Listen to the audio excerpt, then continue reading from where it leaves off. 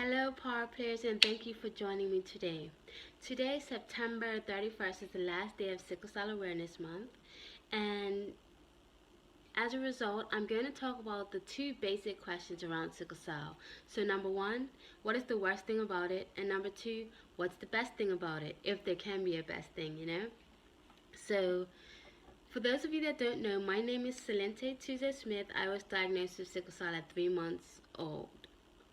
Yep, 3 months old, I was diagnosed with a chronic illness. And ever since then, I've learned how to cope with my illness. I've learned how to overcome the obstacles. I've learned how to adapt and pivot throughout life. And I've learned to find my joy despite what's going on with me. And I'm a chronic illness coach, and I help others find their joy despite their illness. I'm not a doctor. I do have my master's in Christian counseling though.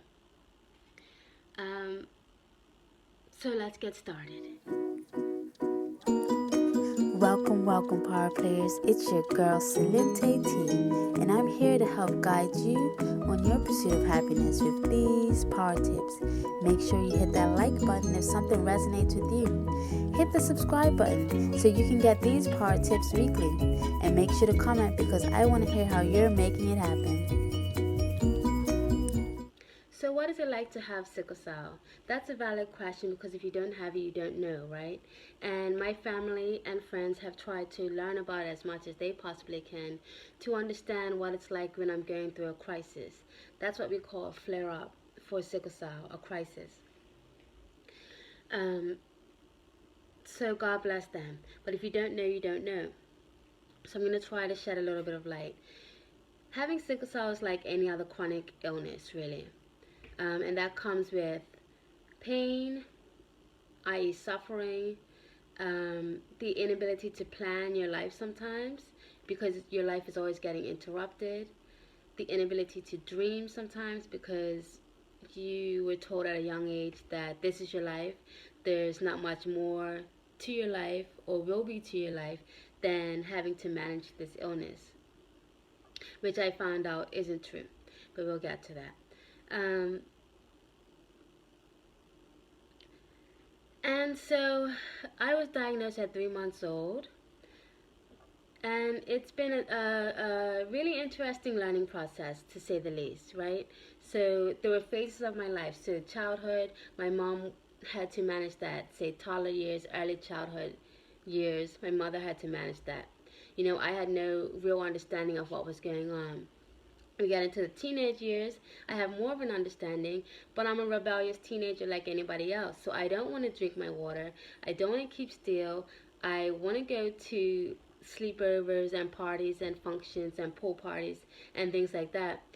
But I don't have an understanding that these things will make me sick. So I had to stay home and avoid a pool party because if the water's too cold, if my mom's not there to help me manage it, then I can go into a crisis and have to be rushed to the hospital.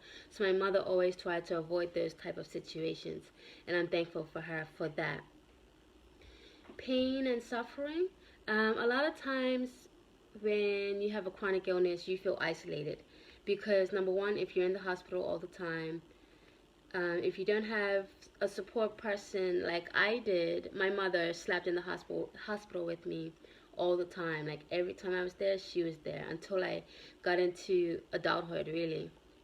Until I actually reached university, where I got sick in Miami. My mother wasn't there, so I had to stay in the hospital by myself. But thankfully, I had a good friend who was able to visit me and assist me and advocate for me during that time. So I'm thankful for the people that God has put in my life to help support me over the years. And then with your pain, people like me who sometimes it can be called an invisible illness. They don't really see like, oh, your leg is swollen, oh, your arm is so red, I can tell that you're in pain. No, this pain is basically invisible. Only I can feel it. It's my joints, it's my blood, it's my back pain, my things that the average person can't see, but I can totally feel, right? So if I'm laying there crying, don't want to move because it hurts so bad, the best thing that someone can do for me is just stand on the side and, fetch me whatever they can to assist. Because sometimes even just touching me is just excruciating.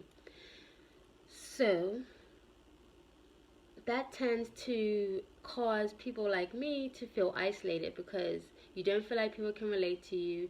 You don't have a community sometimes until you get into late adulthood where you find, oh, let me make connections with other sicklers or people with other chronic illnesses so that they can help identify my emotions and my struggles and we can go through them together. But that's not always easy because you're used to isolating yourself, right? So now you have to start opening yourself up and being vulnerable with somebody else. But thankfully, there are those communities there due to social media and other outlets. So again, thankful for that. Um, I know for us here where I live, and a lot of places across the world actually, identify sicklers sometimes as drug seekers, meaning we come into the hospital and we are looking for drugs, basically addicts, right? Like we know that if we complain, oh, my back hurts, that they will give us those hardcore medications to help soothe our pain. But they also can't tell how bad our pain is if we really need it, but they don't want to see you in pain, so they give it to us. So we've been classified as drug seekers, and I'm sure there are some people who do take advantage of the system, of course. But I've never done that because I know that it has a bad effect for the other sicklers. I've been given medication to take home, which I might have taken um, when I didn't need it as much. Like I could have taken Tylenol instead of taking the hardcore medication. But because I'm just tired and exhausted of the pain, I'll just take the hardcore medication to help me to go sleep. And I don't think that's really right either. But I don't think it's wrong either because only I am able to tell you what's best for me as far as managing my pain. Like I said, I've never abused the system and gotten more medication than I needed, but I have taken stronger medication than I might have needed at times, medication that I've had at home anyway. So,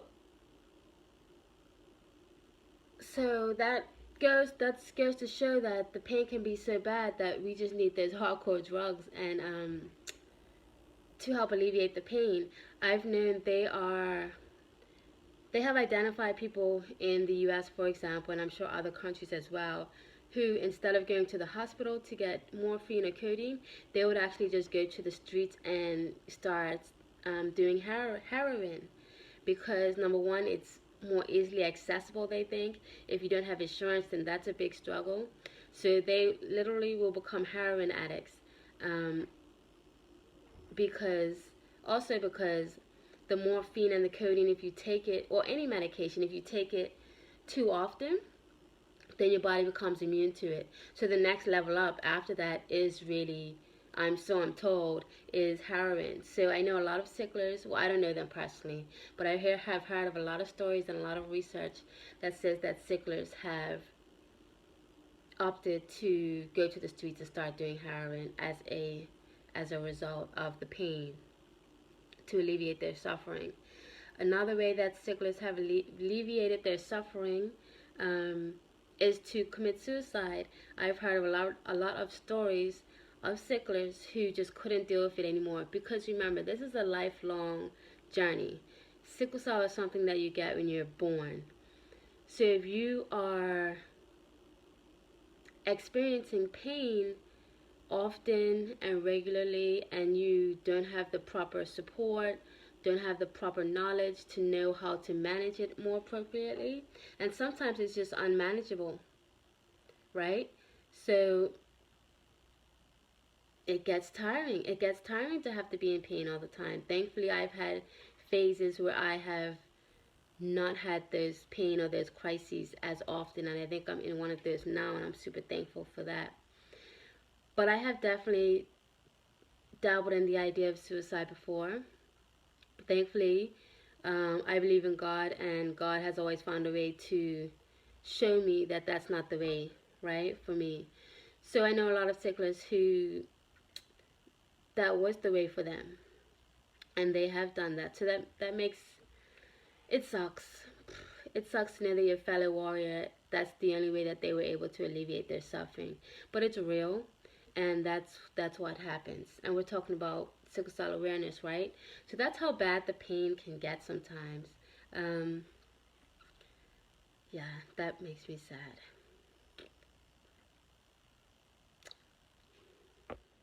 And I'm back.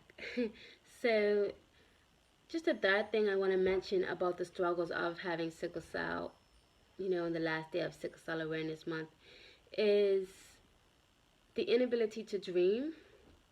I never dreamt, when I was young, I never dreamt of, marriage or children or anything like that, because I was so preoccupied by making sure my health was manageable, making sure that I wasn't going in the hospital, making sure I was doing what I had to do to take care of myself. So I never dreamt of the ability to have a child or to have a family, really. But thankfully, now that I'm in my later years, I've had number one, I've had a child, a daughter. She's 2, and she's my greatest blessing because I never expected it, right? And then I also have the ability to dream of having a husband and having a family all together, because I know that I'm not going anywhere anytime soon. God has blessed my life, thankfully, and I know I'm here for a purpose, and I now have more to look forward to than just managing my pain. And I have my journey to thank for that. I have my mother, who has always supported me, to thank for that as well. And the supportive friends and family who have always inspired me and pushed me to look outside my illness. You're not your illness. Sickle cell is a part of you, it is not you. That's what my mother always told me. Don't focus on what you can't do, focus on what you can. So that has always been helpful. But as life goes on, it is defeating sometimes when I'm making plans, I'm being productive, I'm motivated, I'm working on my business, being a great girlfriend or a great mother, and then bam, I'm sick. And all of that has to be pushed to the side. Because number one, I don't want to get sicker. I want to nip it in the butt. Or number two, I'm already past that phase and I need to go to the hospital. So all those plans, all those dreams, all that motivation that I had, it goes, your motivation goes up. I get sick, have to go to the hospital, bloop, back down. Starting at square one again. And just imagine that cycle of going up. Oh, I'm ready, I'm gonna do this. Bloop. And something out of your control, your illness, just comes and keeps knocking you down. And anyone, I feel like, can relate to being knocked down. But I especially know that people with chronic illness can relate to being knocked down over and over and over and over. And over and over and over and over. And that is something that also puts you in a place of suffering, isolation, and unhappiness. But as the years go by, you also have to learn to manage that as well.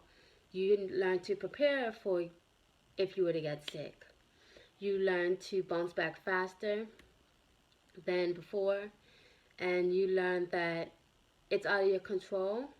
So it doesn't make sense stressing over something that's out of your control. The best you can do is take care of yourself, for your family, for your children, for your loved ones. That's the best thing that you can do. But that's definitely a big part of it, and especially people with chronic illnesses who are entrepreneurs like myself and are always trying to get things done and get their business off the ground. It's can be defeating to see other people flourishing and other people going fast forward, and you have to keep starting over, or finding that motivation again because you got sick and they don't have to deal with an illness, right? So it can be a bit defeating sometimes, but it is what it is. It's no sense dwelling on that. That's what I believe. And after a while, you start to learn that you're not starting over, you're starting with experience. And that's what I've learned over the years with sickle cell as well. You might get sick, you might get defeated by, oh man, like I thought I was taking care of myself. Like you were, but you still have some learning to do. And there's still other therapies or alternatives, medicines that you can incorporate into your diet, into your lifestyle. So you're not starting over, and I want people with sickle cell or other chronic illnesses to keep that in mind. You're starting with experience. I love that quote. The other thing, so the next question I want to talk about for the last day of Sickle Cell Awareness Month in September is what's the best part of having sickle cell? Because we can't always just focus on the negative, right? And I know someone with sickle cell or any chronic illness may be like, there is no best part, you know. But really, I believe that it's all about our perspective, and you can find the good in the bad. There's no way you can tell me there's nothing good that comes out of your illness. For me, it's number one, knowing who your true friends are, knowing who shows up when you're in the hospital, etc. That's the easy way for me to weed out friends that, or people that truly don't support me. Number one. But that's like not that important. That comes with life anyway, right? Number two is that it shapes you. It shapes you to be a stronger person. It shapes you to know who you are. It shapes you to have character. All struggles are a foundation, are a basis point for finding what your triumphs are. Your trials turn into smiles. Your story impacts others and empowers others. So it's up to you to really use what you've gone through to make a better life for yourself and for others. And you're definitely capable, we're all capable of pushing through the negative and the suffering to find that rainbow at the end. And it's not always at the end. You may find that rainbow at different parts of your journey, right? And then that rainbow may fade, as it usually does, and the clouds may come, but eventually that rainbow will come back again. And always try to appreciate that rainbow, savor that rainbow, hold on to that rainbow, and use that rainbow to propel you into more rainbows. So imagine yourself jumping on the rainbows, because that's a possibility despite your chronic illness. Like, you can't tell me that you're just destined for suffering. That's not, I don't believe that. I believe you might be even destined for more greatness than the average person. Because while we also have to deal with life and everybody struggles, and we have to deal with those regular life issues as well, struggle through those regular life issues, and we on top of that have to deal with an illness. So, there might be blessings out there for you that you never even imagined. But if you believe that you deserve those, then you should definitely and can definitely push yourself to obtain those. Believe that greatness is there for you as well.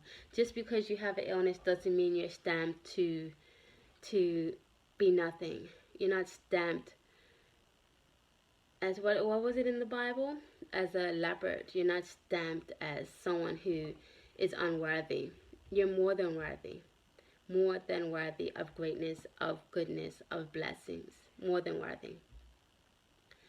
And the last thing I would say, a good thing about having an illness or having sickle cell for me is it strengthened my relationship with the higher power. Like I said, I've dabbled in the thoughts of suicide before, and I know one of the times, if it wasn't for my belief in God, for my faith in God, and the image of, I don't know if you remember, was it the prostitute woman who was trying to contact Jesus, was trying to get a hold of Jesus. Jesus was in the crowd, and she just wanted to touch his garment at the very least.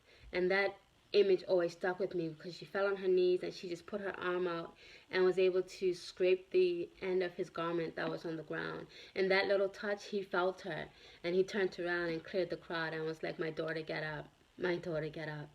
And that for me, I'm getting shivers as I'm talking, but that for me was very powerful, and that image pulled me out of one of my darkest times, or the darkest time to come in regards to my sickle cell.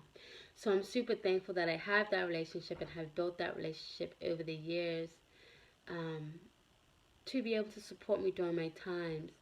And for those of you that don't believe in Jesus or God, that's fine too. Um, but I do encourage you to find some connection with the higher power, whether it be your ancestors, the universe, grounding yourself with Mother Earth itself.